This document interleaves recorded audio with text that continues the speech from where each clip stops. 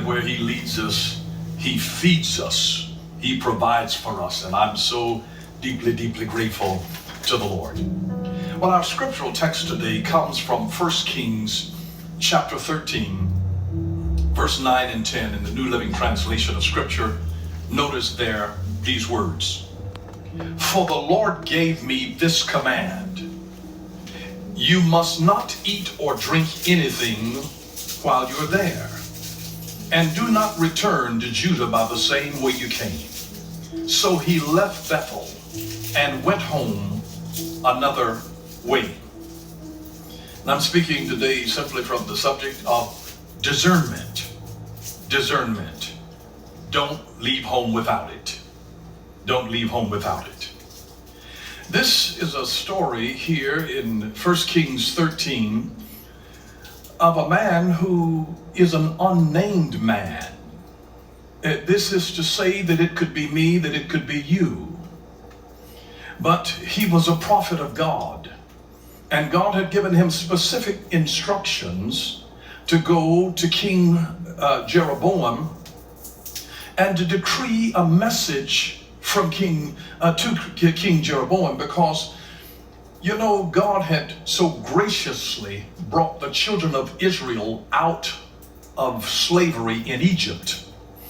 And in God bringing them out of slavery, do you know that King Jeroboam set up pagan gods in the temple and an altar, and he took priests who were not Levites, which was a violation of their law, and brought unauthorized common people, as scripture calls them, and ordained them as priests to offer to these pagan gods that they had created, saying, these are the gods that have brought us out of the land of Egypt. And this kind of pagan worship and idolatry really offended God.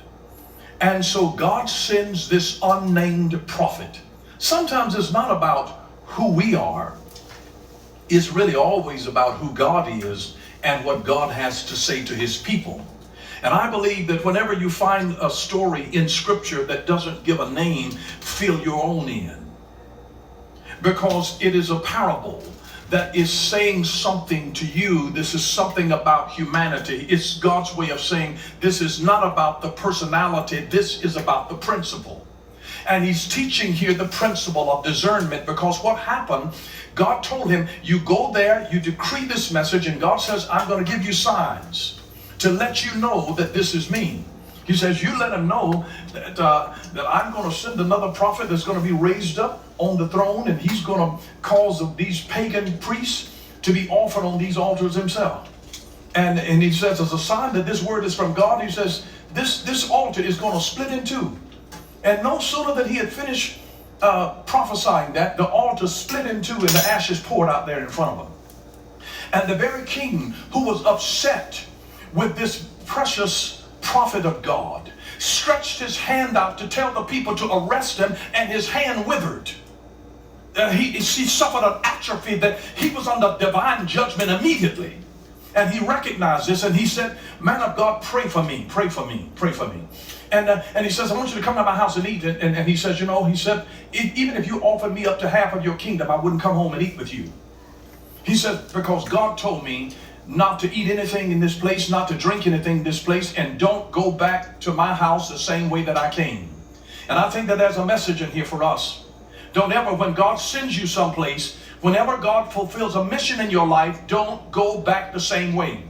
You should never leave the house of God and go back the same way. You should never leave the presence of God and go back the same way. You should never leave your prayer chamber and go back the same way. God is a transforming God. We are transformed into his image whenever we spend time with God. And God is saying that whenever you've been with me, your life should not remain the same. You ought to be transformed.